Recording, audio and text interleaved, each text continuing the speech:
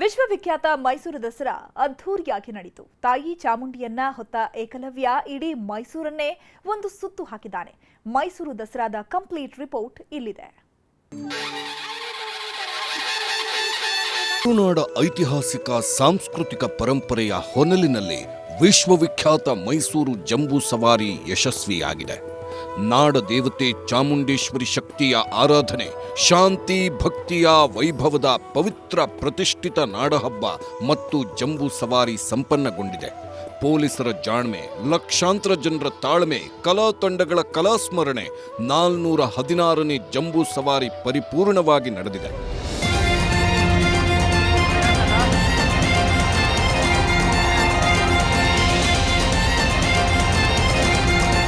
ಬೆಳಿಗ್ಗೆಯಿಂದಲೂ ಜಂಬೂ ಸವಾರಿಯ ಸಿದ್ಧತೆಗಳು ಭರದಿಂದ ಸಾಗಿತ್ತು. ಬೆಳಿಗ್ಗೆಯೇ ಸ್ನಾನ ಮುಗಿಸಿ ಹೊಟ್ಟೆ ತುಂಬ ಊಟ ಮಾಡಿದ ಗಜಪಡೆಗೆ ಅಲಂಕಾರ ಮಾಡುವ ಕೆಲಸ ಶುರುವಾಯಿತು. ಬಣ್ಣ ಬಣ್ಣಗಳಿಂದ ಗಜಪಡೆಗಳ ಮೇಲೆ ಕಲಾವಿದರು ಚಿತ್ತಾರ ಮೂಡಿಸಿದ್ರು.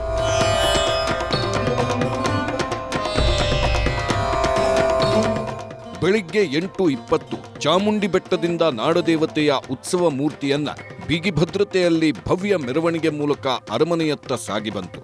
ಅರಮನೆಗೆ ಬರುವವರೆಗೂ ಜನ ರಸ್ತೆ ಬದಿ ಸಾಲುಗಟ್ಟಿ ನಿಂತು ಕೈಮುಗಿದು ನಮಿಸ್ತಿದ್ರು.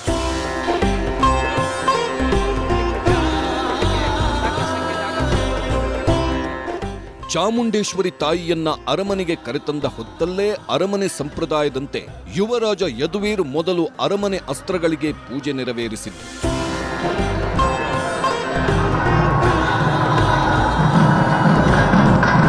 ಒಂದು ಕಡೆ ಯದುವೀರ್ ಒಡೆಯರ್ ಪೂಜೆ ನಡೆಸುತ್ತಿದ್ರೆ, ಇನ್ನೊಂದು ಕಡೆ ಅಂಬಾವಿಲಾಸ ಅರಮನೆ ಆವರಣದಲ್ಲಿ ಜಟ್ಟಿ ಕಾಳಗಾನು ಜೋರಾಗಿತ್ತು. ಅರಮನೆ ಮೇಲೆ ನಿಂತು ರಾಜಮಾತೆ ಪ್ರಮೋದಾದೇವಿ ಯದುವೀರ್ ಪತ್ನಿ ಪುತ್ರ ಜಟ್ಟಿಗಳ ವಜ್ರಮುಷ್ಟಿ ಕಾಳಗವನ್ನ ಕಣ್ತುಂಬಿಕೊಂಡು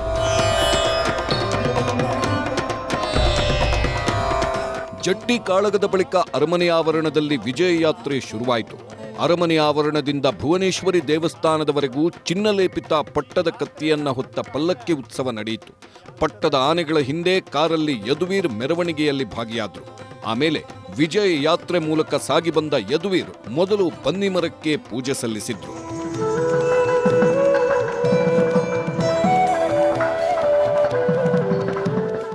ಬನ್ನಿಮರಕ್ಕೆ ಪೂಜೆ ನಡೆಯುತ್ತಿರೋ ಹೊತ್ತಲ್ಲೇ ಅಂಬಾರಿಯನ್ನ ಹೊತ್ತು ಸಾಗಲು ಅಭಿಮನ್ಯು ಮತ್ತು ಆತನ 13 ಗೆಳೆಯರು ಸಜ್ಜಾಗಿ ಅರಮನೆ ಆವರಣಕ್ಕೆ ಬಂದರು.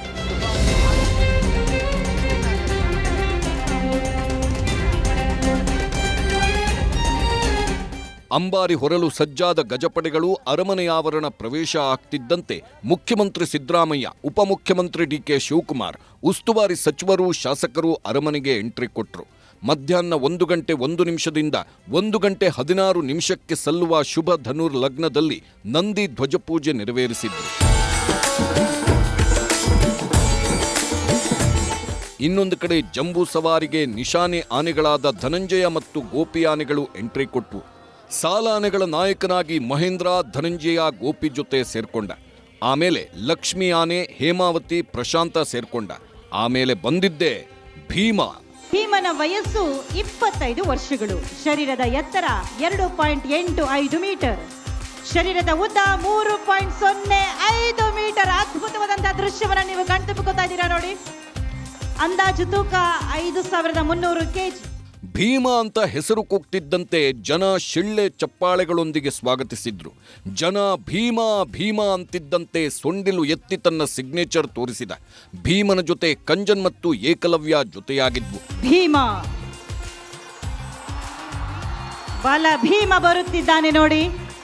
ಭೀಮನ ಪಕ್ಕದಲ್ಲಿ ಕಂಜನ್, ಕಂಜನ್ ಪಕ್ಕದಲ್ಲಿ ಏಕಲವ್ಯ.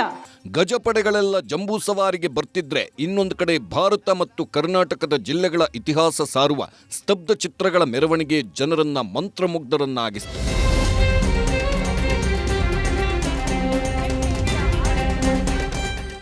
ಇನ್ನೂ ಡೊಳ್ಳು ಕುಣಿತ, ವೀರಗಾಸೆ ಕುಣಿತ, ನಂದಿ ಕುಣಿತ, ಗೊರವರ ಕುಣಿತ, ಕೀಲು ಕುದುರೆ, ಯಕ್ಷಗಾನ, ಕೀಲುಗೊಂಬೆ, ಮರಗಾಲು, ವೀರಗಾಸೆ, ಹಾಡಿ ಮಕ್ಕಳ ಕುಣಿತ, ತಾಳಮದ್ದಳೆಗಳ ಸದ್ದಿಗೆ ಲಕ್ಷಾಂತರ ಜನ ತಲೆದೂಗಿದ್ರು. ಚಿನ್ನದ ಅಂಬಾರಿಯಲ್ಲಿ ಚಾಮುಂಡೇಶ್ವರಿ ಮೂರ್ತಿಯನ್ನ ಕೂರಿಸಿಕೊಂಡು ಅಭಿಮನ್ಯುವಿನ ಬಳಿಗೆ ತಂದ್ರು. ಆಮೇಲೆ ಅಭಿಮನ್ಯುವಿನ ಬೆನ್ನ ಮೇಲೆ ಅಂಬಾರಿ ಕಟ್ಟುವ ಕೆಲಸವೂ ಶುರುವಾಯಿತು. ಸಂಜೆ 4:42ರಿಂದ 5:16 ನಡುವೆ ಕುಂಭಲಗ್ನದಲ್ಲಿ 750 ಕೆಜಿಯ ಅಂಬಾರಿಯನ್ನ ಹೊತ್ತ ಅಭಿಮನ್ಯು ಅರಮನೆ ಆವರಣದಿಂದ ಹೊರಟ. ರೂಪ ಮತ್ತು ಕಾವೇರಿ ಹೆಣ್ಣಾನೆಗಳು ಅಭಿಮನ್ಯುವಿಗೆ ಜೊತೆಯಾದವು. ಮೊದಲು ಅಂಬಾವಿಲಾಸ ಅರಮನೆ ಮುಂದೆ ಬಂದು ಅಭಿಮನ್ಯು ನಿಂತಾಗ ರಾಜಮಾತೆ ಪ್ರಮೋದಾದೇವಿ ಪುಷ್ಪನಮನ ಸಲ್ಲಿಸಿದ್ರು. ರಾಜಮಾತೆ ಅಪ್ಪಣೆ ಸಿಕ್ತಿದ್ದಂತೆ ಅಭಿಮನ್ಯು ಅಂಬಾರಿ ಹೊತ್ತು ಹೆಜ್ಜೆ ಹಾಕಲು ಶುರು ಮಾಡಿದ.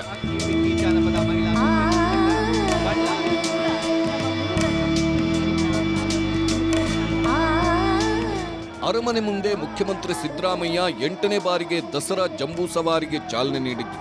ಉಪಮುಖ್ಯಮಂತ್ರಿ ಡಿಕೆ ಶಿವಕುಮಾರ್, ಯುವರಾಜ ಯದುವೀರ್, ಉಸ್ತುವಾರಿ ಸಚಿವರು, ಅಧಿಕಾರಿಗಳು ಅಂಬಾರಿಯಲ್ಲಿ ನಾಡದೇವತೆಯನ್ನ ಹೊತ್ತ ಅಭಿಮನ್ಯುವಿಗೆ ಪುಷ್ಪನಮನ ಸಲ್ಲಿಸಿದ್ರು. ಆಮೇಲೆ ಜಂಬೂ ಸವಾರಿ ಮೆರವಣಿಗೆಯ ಕಳೆ ಶುರುವಾಯಿತು.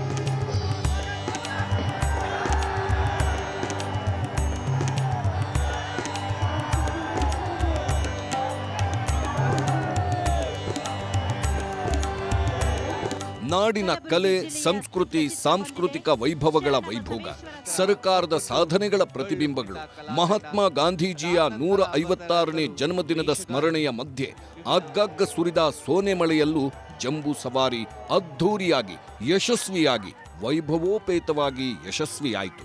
ಮೈಸೂರಿಗೆ ಹುಟ್ಟಿರೋದ್ರಿಂದ ಸಾರ್ಥಕ ಆಯ್ತು. ಜೈ ಚಾಮುಂಡೇಶ್ವರಿಗೆ! ಜೈ ಚಾಮುಂಡೇಶ್ವರಿ! ಜೈ ಚಾಮುಂಡೇಶ್ವರಿಗೆ! ಜೈ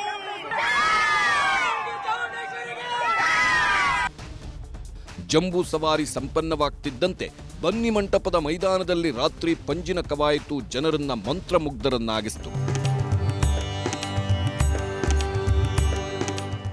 ಬೆಂಗಳೂರಲ್ಲಿ ನಡೆದ ಆರ್ಸಿಬಿ ಕಾಲ್ತುಳಿತ ಪ್ರಕರಣ, ಕರೂರಿನಲ್ಲಾದ ರಾಜಕೀಯ ರ್ಯಾಲಿ ಕಾಲ್ತುಳಿತ ಪ್ರಕರಣವನ್ನ ಗಂಭೀರವಾಗಿ ಪರಿಗಣಿಸಿತ್ತು ಪೊಲೀಸ್ ಇಲಾಖೆ. ಹಾಗಾಗಿನೇ ಲಕ್ಷ ಜನ ಸೇರಿದ ಜಂಬೂ ಸವಾರಿ ಮೆರವಣಿಗೆಗೆ ಬಿಗಿ ಭದ್ರತೆ ಹಾಕಿದ್ರು. ಸಣ್ಣ ಪುಟ್ಟ ನೂಕಾಟ, ತಳ್ಳಾಟಗಳಾಯಿತು. ಕೆಲವರು ಸುಸ್ತಾಗಿ ಅಸ್ವಸ್ಥರೂ ಆದ್ರು. ತಕ್ಷಣ ಆರೋಗ್ಯ ಸಿಬ್ಬಂದಿ, ಆಂಬ್ಯುಲೆನ್ಸ್ಗಳ ವ್ಯವಸ್ಥೆಯೂ ಇದ್ದಿದ್ರಿಂದ, ತಕ್ಷಣ ಆಸ್ಪತ್ರೆಗೆ ಸೇರಿಸಿದ್ರಿಂದ ಎಲ್ಲವೂ ಸುಲಲಿತವಾಗಿ ನಡೆಯಿತು. ಒಟ್ಟಾರೆ 6,500 ಪೊಲೀಸರು, 1,700 ವಿಶೇಷ ಭದ್ರತಾ ಪಡೆಗಳು, ಡ್ರೋನ್ ಕಣ್ಗಾವಲಿನಲ್ಲಿ ಕಿಂಚಿತ್ತೂ ಭದ್ರತೆಗೆ ಚ್ಯುತಿ ಬರದಂತೆ ಪೊಲೀಸರು ಜಂಬೂ ಸವಾರಿಯ ಯಶಸ್ವಿಗೆ ಕಾರಣರಾದರು. ಲಕ್ಷಾಂತರ ಜನಾನೂ ತಾಳ್ಮೆಯಿಂದ ಜಂಬೂ ಸವಾರಿಯ ಯಶಸ್ಸಿಗೂ ಕಾರಣೀಭೂತರಾದರು. Bureau report, news 18. ಮೈಸೂರಲ್ಲಿ ಮಾತ್ರವಲ್ಲ, ನಾಡಿನುದ್ದಕ್ಕೂ ವಿಜಯದಶಮಿಯ ಸಂಭ್ರಮ ಜೋರಾಗಿತ್ತು. ಮೈಸೂರಂತೆಯೇ ಹಲವು ಕಡೆ ಅದ್ಧೂರಿ ಜಂಬೂ ಸವಾರಿ ನಡೆಯಿತು. ದಸರಾ ದರ್ಬಾರ್ನ ಸ್ಪೆಷಲ್ ರಿಪೋರ್ಟ್ ಇಲ್ಲಿದೆ.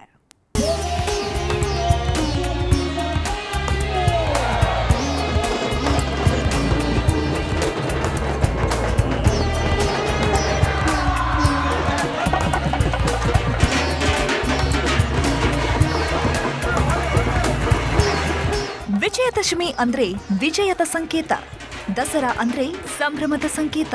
ಹೀಗಾಗಿ ನಾಡಿನುದ್ದಕ್ಕೂ ದಸರಾ ದರ್ಬಾರ್ ಜೋರಾಗಿತ್ತು. ಮೈಸೂರಲ್ಲಿ ಚಿನ್ನದ ಅಂಬಾರಿಯ ಜಂಬೂ ಸವಾರಿ ನಡೆದರೆ, ಶಿವಮೊಗ್ಗ, ತುಮಕೂರು, ಆನೇಕಲ್ನಲ್ಲೂ ತಾಯಿ ಚಾಮುಂಡಿಯ ವಿಜಯೋತ್ಸವ ಜೋರಾಗಿತ್ತು. ದಸರಾ ಅಂದ್ರೇನೆ ಮೈಸೂರು. ಮೈಸೂರಿನ ಜಂಬೂ ಸವಾರಿ ನೋಡೋದಕ್ಕೆ ಅಂತಾನೆ ಸಾವಿರಾರು ಜನ ಬರ್ತಾರೆ. ಇದೇ ಮಾದರಿಯಲ್ಲಿ ಮೈಸೂರು ಜಂಬೂ ಸವಾರಿ ಹೋಲುವಂತೆಯೇ ಶಿವಮೊಗ್ಗದಲ್ಲೂ ಜಂಬೂ ಸವಾರಿ ನಡೆಯಿತು. ರಾಜ್ಯದ 2ನೇ ಅತಿದೊಡ್ಡ ಜಂಬೂ ಸವಾರಿ ಅನ್ನೋ ಹೆಗ್ಗಳಿಕೆಗೆ ಶಿವಮೊಗ್ಗ ಪಾತ್ರವಾಯಿತು. ಸಾಗರ್ ಆನೆ ಮೇಲೆ 750 ಕೆಜಿ ತೂಕದ ಬೆಳ್ಳಿ ಅಂಬಾರಿಯೊಳಗೆ ದೇವಿಯನ್ನ ಕೂರಿಸಿ ಮೆರವಣಿಗೆ ಮಾಡಲಾಯಿತು. ಸಾಗರ್ ಆನೆಗೆ ಬಾಲಣ್ಣ ಮತ್ತು ಬಹದ್ದೂರ್ ಆನೆಗಳು ಸಾಥ್ ನೀಡಿದ್ರೆ, ಮೆರವಣಿಗೆ ಉದ್ದಕ್ಕೂ ಡೊಳ್ಳು ಕುಣಿತ, ಚಂಡೆ, ಮದ್ದಳೆ, ಕೀಲು ಕುದುರೆ ಕುಣಿತದ ಅಬ್ಬರ ಜೋರಾಗಿತ್ತು. ಉಸ್ತುವಾರಿ ಸಚಿವ ಮಧು ಬಂಗಾರಪ್ಪ ಸೇರಿದಂತೆ ಹಲವು ನಾಯಕರು ಪಾಲ್ಗೊಂಡಿದ್ರು.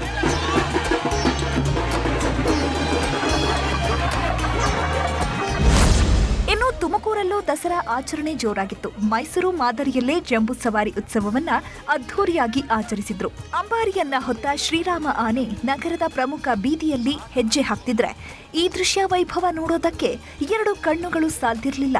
ತಾಯಿ ಚಾಮುಂಡೇಶ್ವರಿಗೆ ಗೃಹ ಸಚಿವ ಡಾಕ್ಟರ್ ಜಿ ಪರಮೇಶ್ವರ್ ದಂಪತಿ ಪುಷ್ಪಾರ್ಚನೆ ಮಾಡಿದ್ರು.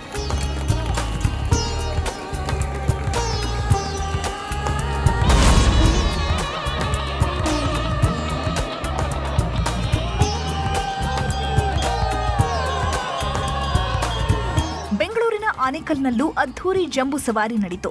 ಶೇಖರ್ ಆನೆ ಮೇಲೆ ಕೂತ ತಾಯಿ ಚೌಡೇಶ್ವರಿ ಕಂಗೊಳಿಸ್ತಾ ಇದ್ಲು. ಮೆರವಣಿಗೆ ಉದ್ದಕ್ಕೂ ಸಾಗಿದ ಡೊಳ್ಳು ಕುಣಿತ, ವೀರಗಾಸೆ, ಪೂಜಾ ಕುಣಿತ, ಚೆಂಡೆ ಮೇಳದ ಸದ್ದು ಭಕ್ತರನ್ನ ಭಕ್ತಿಯ ಕಡಲಲ್ಲಿ ತೇಲಿಸುವಂತಿತ್ತು.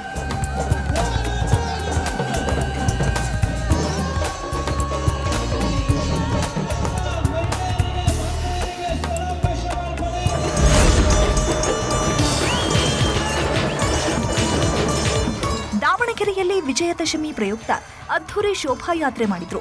ವಿಶ್ವ ಹಿಂದೂ ಪರಿಷತ್ ಹಾಗೂ ಸಾರ್ವಜನಿಕ ದಸರಾ ಮಹೋತ್ಸವ ಸಮಿತಿ ಹಮ್ಮಿಕೊಂಡಿದ್ದ ಶೋಭಾಯಾತ್ರೆಗೆ ಸಾವಿರಾರು ಜನ ಭಾಗಿಯಾಗಿದ್ರು. ಈ ವೇಳೆ ರಸ್ತೆಯುದ್ದಕ್ಕೂ ಸಾಗಿದ ಶ್ರೀರಾಮ ಆಂಜನೇಯ ಟ್ಯಾಬ್ಲೋಗಳು ಎಲ್ಲರ ಗಮನ ಸೆಳೆದಿದ್ವು.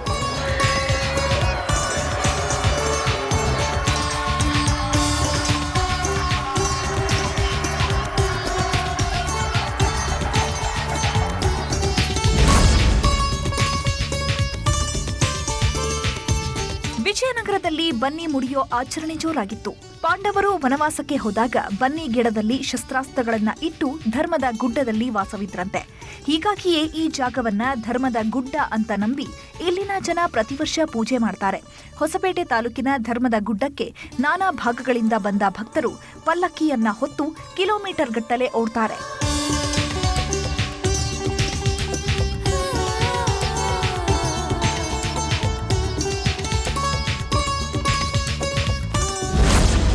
ಇನ್ನು ಉತ್ತರ ಕನ್ನಡ ಜಿಲ್ಲೆಯ ಅವರ್ಸಾದಲ್ಲೂ ದಸರಾ ಹಬ್ಬದ ಸಂಭ್ರಮ ಮನೆ ಮಾಡಿತ್ತು. 10 ದಿನಗಳ ಕಾಲ ಪ್ರತಿಷ್ಠಾಪಿಸಿದ್ದ ದುರ್ಗಾದೇವಿ ಮೂರ್ತಿಯನ್ನ ಇವತ್ತು ಅದ್ಧೂರಿಯಾಗಿ ವಿಸರ್ಜನೆ ಮಾಡಿದ್ರು. ಈ ವೇಳೆ ಪೌರಾಣಿಕ ಕಥೆಯ ಸ್ತಬ್ಧ ಚಿತ್ರಗಳು ಎಲ್ಲರ ಕಣ್ಮನ ಸೆಳೆಯಿತು. ಒಟ್ನಲ್ಲಿ ನಾಡಿನುದ್ದಕ್ಕೂ ದಸರಾ ಸಂಭ್ರಮ ಜೋರಾಗಿದ್ದು ಜಂಬೂ ಸವಾರಿ ಕಂಡ ಜನ ಪುನೀತರಾಗಿದ್ದಾರೆ. Bureau report, news 18.